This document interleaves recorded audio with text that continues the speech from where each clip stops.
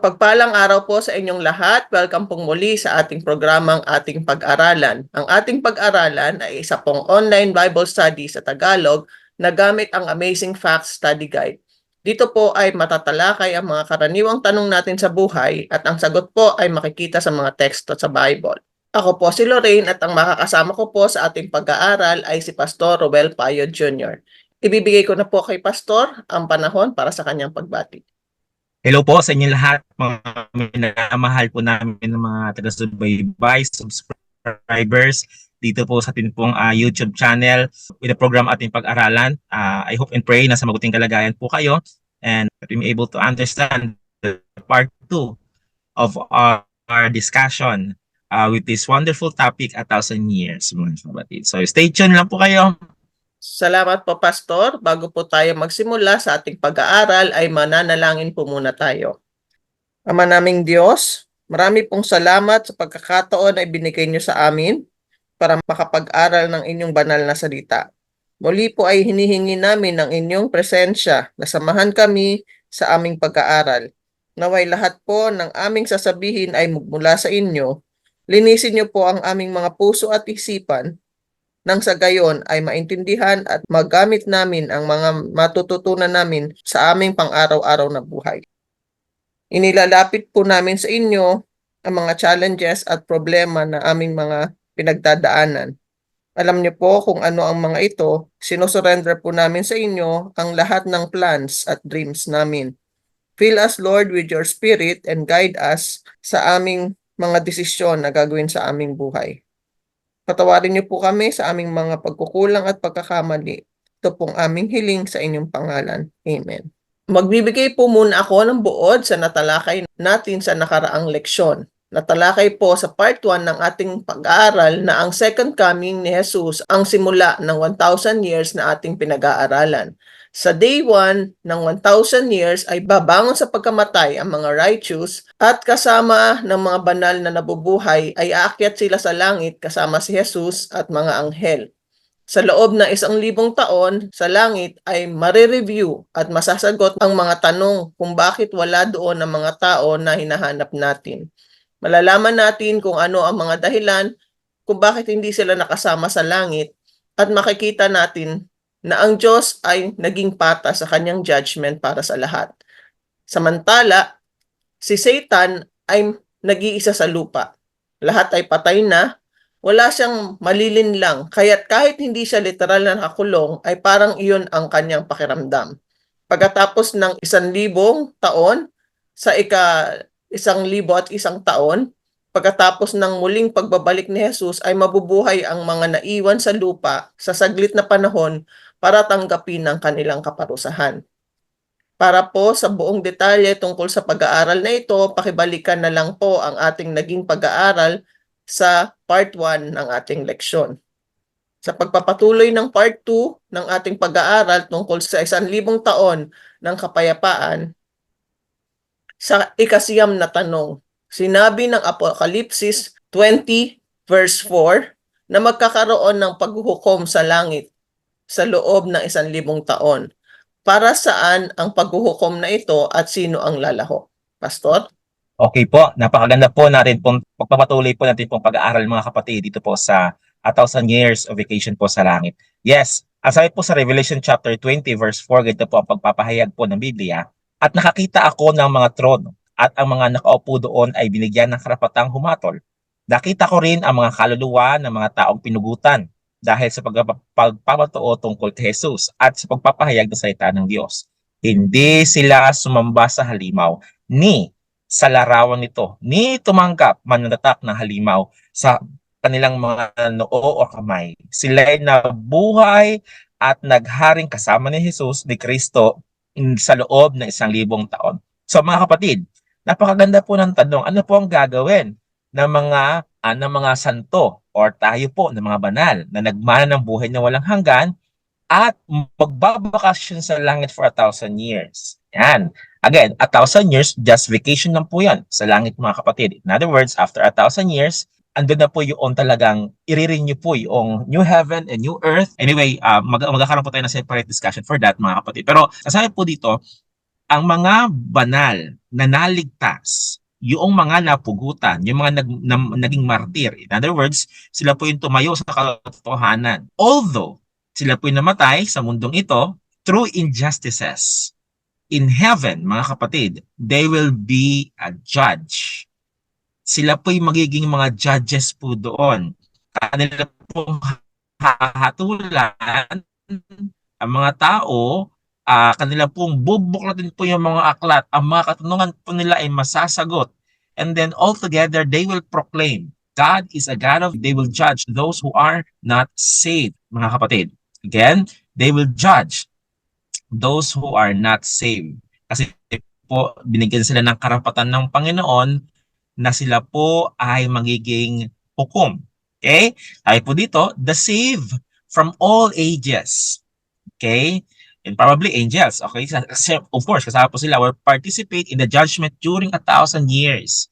Yung mga kaso po, yung mga questions, mga hanging inquiries, those will be answered, mga kapatid, because God, in His infinite wisdom, will give them a panoramic view. Sabi nga po sa writings po ni Ellen White sa Great Controversy, God will give them a panoramic view, and then the book of remembrance will be open, and makukonclude po nila na God is a God of justice. Totoo nga na sila po ay patuloy na nagre-reject, mga kapatid. So, again, ano pong gagawin nila?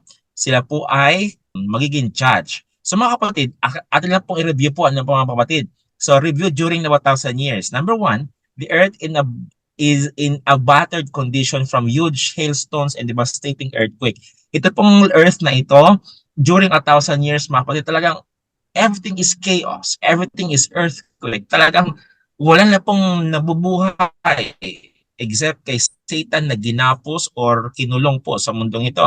The earth in total blackout and desolate po. Kaya nga po sabi po sa Revelation chapter 20 verse 1 at sa Jeremiah 4 verse 23, this is just a bottomless pit. In other words, talagang darkness is everywhere because this is a ground or a place where Satan will be bound for 1,000 years, mga kapatid. Okay po? So, again, another thing, the righteous in heaven participate in the judgment. So the wicked are all dead. During 1,000 years, mga kapatid, kung ang mga naligtas ay doon po nag-i-enjoy kasama ang Panginoong Diyos and they will be judged. Yun naman po sa kabilang banda, ang mga wicked, sila naman din po ay patay na nanatili dito po sa lupa during 1,000 years. So, those are the things that will take place, mga kapatid, during 1,000 years. Salamat po, Pastor. Para sa ikasampung tanong, sa pagtatapos ng 1,000 taon, ang banal na lungsod, ang bagong Jerusalem, ay bababa mula sa langit patungo sa lupang ito. Sino-sino ang kasama dito? Saan ito lalapat? Pastor? Alam niyo po sa tanong po na sino-sino ang mga kasama po dito. Alam niyo po, before I answer this question number 10, ako po nagsermon sa isang church po natin dito po sa Amadeo. Nagtanong po ako sa kanila, alam niyo mga kapatid, ang definition po ng Bible sa New Jerusalem ay napakaganda. Ang kanya pong foundation ay 12 precious stones. Ang kanya pong gate ay pearls. Ang kanya pong kalsada ay purong ginto. Napakaganda pong pagmasdan, mga kapatid. Ang tanong ko agad sa kanila, sino po ang gusto na makakita sa bagong Jerusalem na bumababa? Alam niyo po, ang daming nagtaasan ng kamay. Siyempre, sino bang ayaw makakita ng mga kapatid? Inulit ko po ulit yung tanong, sino pong gusto na makakita sa bagong Jerusalem na bumababa? Ang dami ulit, mas malalo ito mga, hindi po nilalagat yung aking pong tanong. For the last time, nagtanong po ako, sino gusto po na makakita sa bagong Jerusalem na bumababa? Lahat na halos nagtaasan, mga kapatid.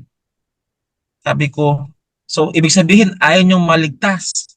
Gusto niyo lang makita na ang bagong Jerusalem ay bumababa. Kasi po, mga kapatid, sa atin po pag-aaral ay kaya nga po ika-conquer ni Satan with his deceived na mga tao na binuhay ng Panginoon, yung mga masasama. Nakita na po nilang bumababa and then Satan will command them, let's conquer that city. Ibig sabihin, mga kapatid, they are the ones who see the New Jerusalem coming down. Sabi ng mga kapatiran, nadaya mo kami dun, Pastor. Sabi ko, okay, baguhin ko po yung tanong. Sino po sa inyo ang nagnanais na sumakay doon po sa bagong Jerusalem na bumababa, mga kapatid? Then, all together, nagtaasan po sila. Yun pala ang tamang tanong. Gusto namin sumakay. Gusto namin nandun kami sa loob. Kasi, yung mga nakakita na bumababa ang bagong Jerusalem, yun pa yung mga dinalagtas mga kapatid. So, ano lang po siya, a logic and tricky question mga kapatid. So, mga kapatid, in connection for that story that I have told you, dito po sa aklat ng Revelation, may binabanggit po sa atin sa Revelation 21 verse 2 and 3. Ito pong binabanggit mga kapatid.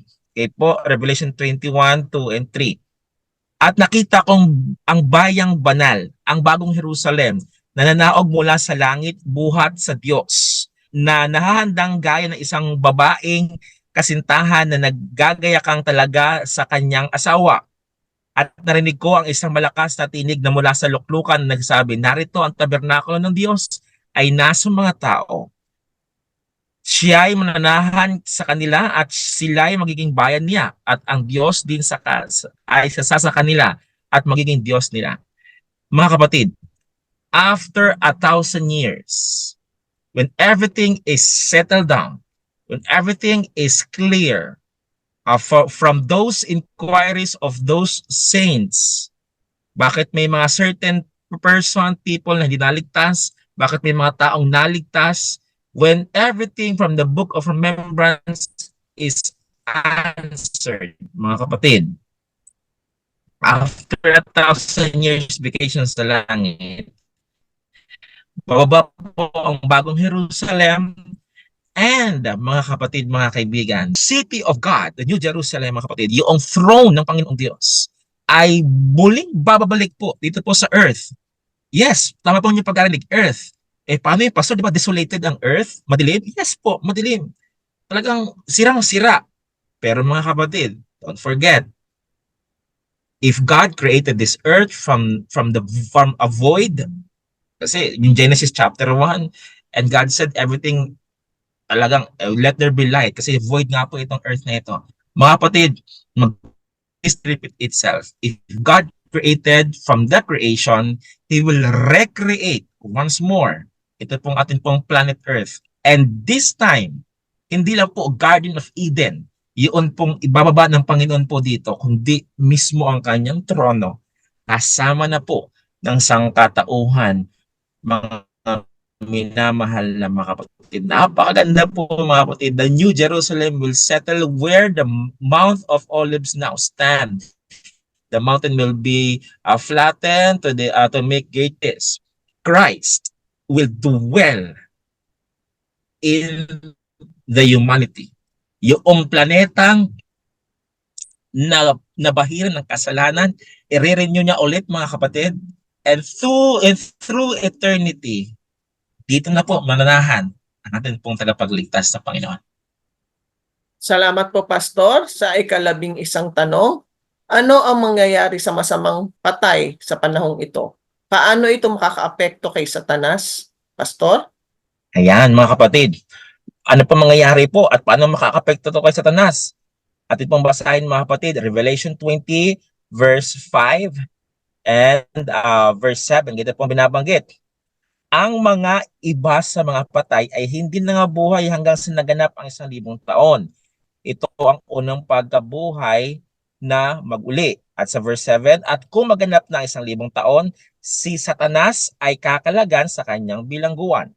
Mga kapatid, I have told you before during our part 1 natin ng pag-aaral na after 1,000 years mga kapatid, okay, muling bubuhayin ng Panginoon since He is the giver of life. Alam niyo po, ito po yung logic mga kapatid. If you remember our topic about the state of the dead, na may mga masamang espiritu na nagpapakita ng mga mga mahal sa buhay na nawala na namatay na, hindi po yun yung mga mahal sa buhay. Yun po ay demonyo mga kapatid, power of Satan. And you know what? There is one thing Satan cannot do, and that is to resurrect dead mga kapatid. Hindi niya po kaya bumuhay ng patay. If he can, marami na po siyang binuhay ng mga kapatid na mamasasamang tao. But since hindi niya po kayang bumuhay, since wala po siyang kapangyarihan mga kapatid. So, during 1,000 years na kanya pong pagkabilanggo po dito, talagang wala siyang kasama mga kapatid.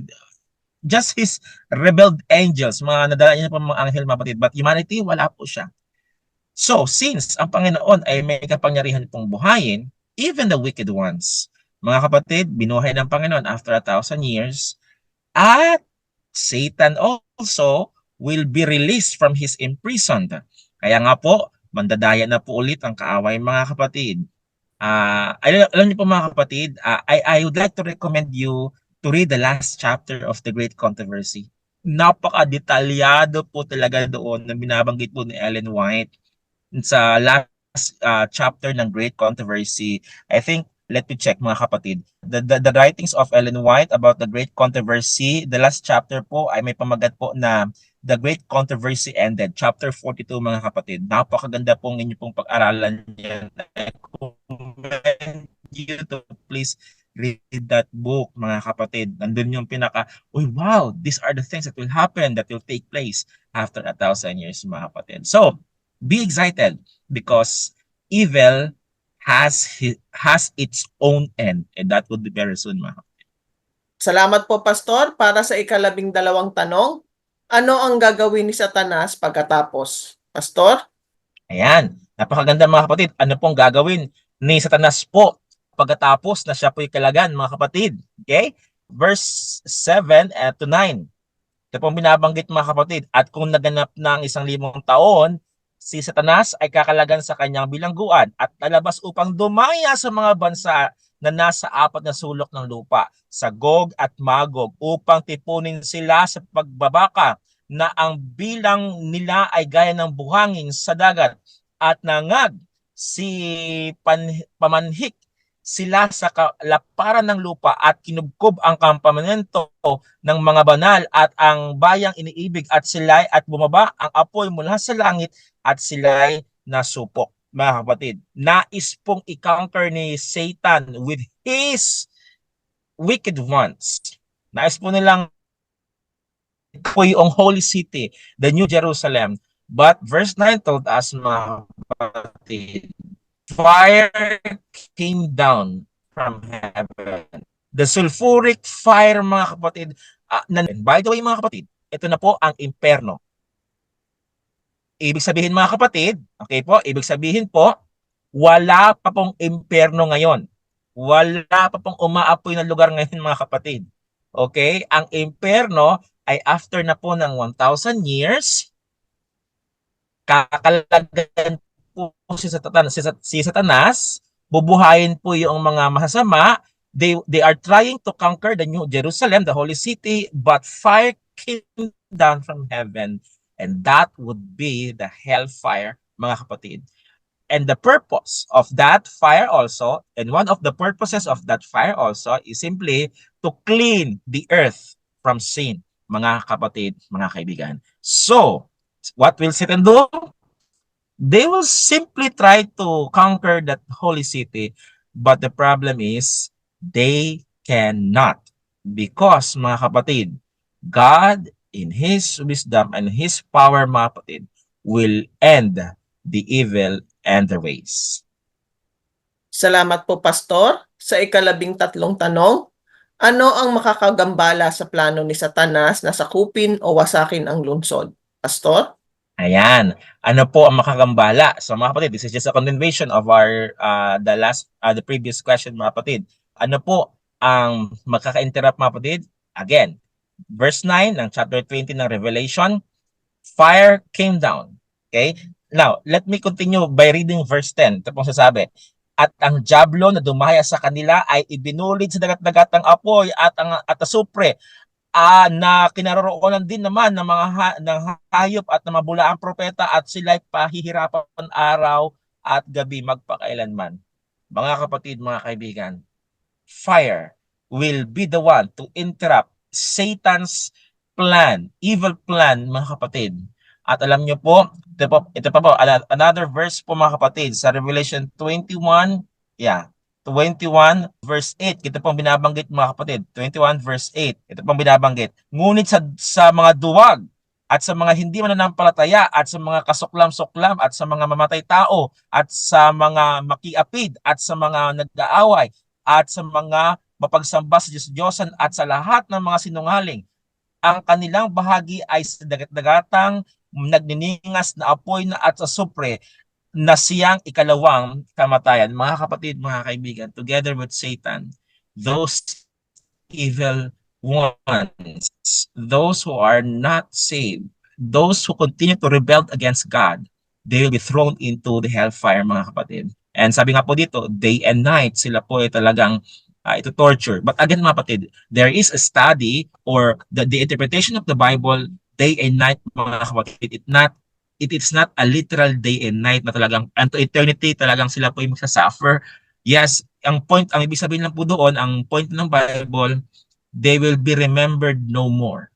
Wala na pong existence ng evil, mga kapatid. Why? Kasi po ito po yung logic niyan, mga kapatid. God is not that tyrant God na pinipicture po ng Satan na talagang torture sa mga masama, mga kapatid. Or there is no such a place na doon po sila tatapon, mga kapatid. Again, dito po sila susunugin. So therefore, mga kapatid, ito rin po yung earth na i-renew po ng Panginoong Diyos. So, mga kapatid, hindi po sila pwede pong araw-gabi sunugin na lang at sasabihin natin into eternity sa eternidad, mga kapatid, na when we visit a certain place, ano yung amoy na yon? Hindi po sasabihin ng Panginoon, doon ko sinusunog araw-gabi yung mga masama. No, mga kapatid. Ibig sabihin po ng day and night, ito po ang meaning po niya ay wala na po silang remembrance, mga kapatid. Their memory are no more. Day and night, wala na po silang memory po sa atin. In other words, stop na po talagang evil, mga kapatid, mga kaibigan. Salamat po, Pastor, para sa ika-14 na tanong. Kapag ang masasama ay nasunog at ang apoy ay napatay, anong maluwalhati, kapana-panabik na pangyayari ang susunod na magaganap? Pastor? Yan ang pinakagusto kong mga kapatid. Yan po ang pinakagusto kong tanong so far for from our topic for this moment, mga kapatid. Let me read you Isaiah 65. Wow, I am so excited to answer this question, mga kapatid. 65 verse 17. Ganito po ang binabanggit, mga kapatid. Sapagkat narito ako'y lumilikha ng mga bagong langit at bagong lupa at ang mga dating bagay ay hindi maaalala o mapapasa isip man. Isaiah 65 verse 17.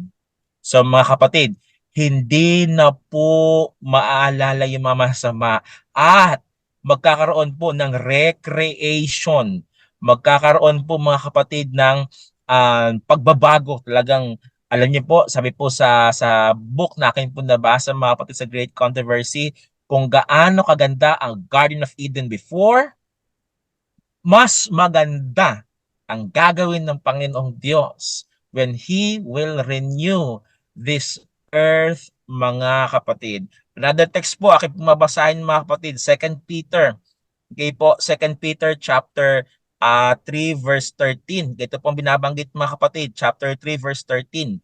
Ngunit ayon sa kaniyang pangako ay naghihintay tayo ng bagong langit at bagong lupa na tinatahanan ng katwiran. Mga kapatid, napakaganda pong lugar po na yon. Ang katwiran or righteousness dwell in that place. Napakaganda pong tingnan, mga kapatid. If you remember our topic about new heaven and new earth, mga kapatid, talagang ang mga lobo kasama na natutulog ng mga karnero at ang nagpapastol po sa mga leopardo ay ang mga batang paslit, mga kapatid. In other words, there's no such violence in that place, mga kapatid. All together into eternity, tayo po, ikaw at ako na nakikinig po ngayon, ay magmamana ng buhay na walang hanggan at truth and justice and righteousness will be our atmosphere doon po sa bagong langit at bagong lupa na yun. Salamat po, Pastor. Sa ika-15 tanong, maaari ba nating malaman kung gaano kalapit ang lahat ng mahahalagang kaganapang ito? Pastor? Yeah, I believe, mga kapatid, sa mga previous questions, sa mga previous na mga verses na ating pong binasa, I know, just like me, you are so excited na kailan ito mangyayari, parang gusto ko na mangyari agad-agad. But mga kapatid, meron pong masasabi po ang Matthew chapter 24, okay po, ang Matthew chapter 24 verse 33, very profound ang discussion po ni ni Matthew, mga kapatid. Sabi niya po dito, gayon din naman kayo. Pagka nakita ninyo ang lahat ng mga bagay na ito, ay talastasin ninyo na siya ay malapit na, nasa mga pintuan niya. Mga kapatid, malapit na po ang pagpapalit ng Panginoong Diyos. But, if you remember our topic once again, mga kapatid, about the second coming of Christ, we cannot time set. We don't know the time, we don't know the exact date, but one thing we know, malapit na po ang pagpapalit ng Panginoong Diyos. Malapit na po mga kapatid yung day 1 ng 1,000 years na vacation po natin sa langit. At malapit na po mga kapatid na makakapiling po natin ang Panginoong Diyos into eternity. But again, I think the main question or the main issue from this question mga kapatid is, are we ready? Salamat po, Pastor. Ibabalik ko pong muli sa inyo para sa huling katanungan, closing remarks at panalangin. Mga kapatid, mahal po tayo ng Panginoong Diyos. The Calvary's cross is enough to prove God's love to us. When He sacrificed His Son for our salvation, mga kapatid, that sacrifice is more than enough to prove His love to us, mga minamahal na mga kapatid, mga kaibigan. Ayon ng Panginoon na ikaw na nakikinig po ngayon, ayon ng Panginoon na ako na nag-discuss po ng truth na ito, mga kapatid, ayon ng Panginoon na tayo po ay mawalay po sa Kanya. Mga kapatid, hindi po dinisenyo, again, hindi po dinisenyo ang impyerno para sa iyo. You are so precious. God gave His blood to you, mga kapatid. You are so precious enough that He died for you. His precious Son died for you, mga kapatid. So, that hellfire is not for you because the life of Christ is for you. Mga kapatid, hindi po para sa atin talaga ang impyerno. So, I urge you, I pray, mga kapatid, please, don't embrace sin. Don't embrace wickedness, mga kapatid. If one way or another, you hear the small voice of the Holy Spirit calling you, talking to you right now, mga kapatid, please, why not open your heart and let God come into your heart, mga kapatid. Mga kapatid, I don't know who you are listening right now, but one thing I know, ano man po ang inyong pagdadaanan ngayon, ano man po ang inyong po mga pagsubok ngayon, ano man po ang mga challenges niyo sa buhay, mga kapatid, God can help you for that. If you are addicted to sin, if you are addicted to something, mga kapatid, na ikaw po nasa servant na sa mga kahinaan po na yon, surrender to Christ, mga kapatid, because He will give you the strength that hindi niyo pa naranasan ever since, mga kapatid. So, let me pray for you, mga kapatid. Let's pray.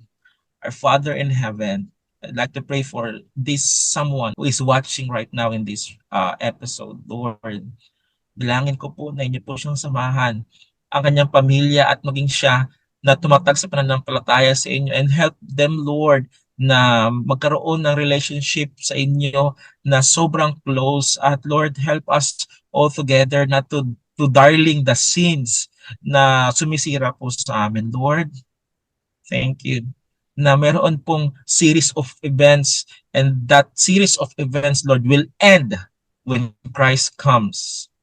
Lord, maraming salamat na pinaunawa niyo po sa amin na meron pong 1,000 years vacation sa langit. And after that, Lord, the total eradication of evil and Satan will happen.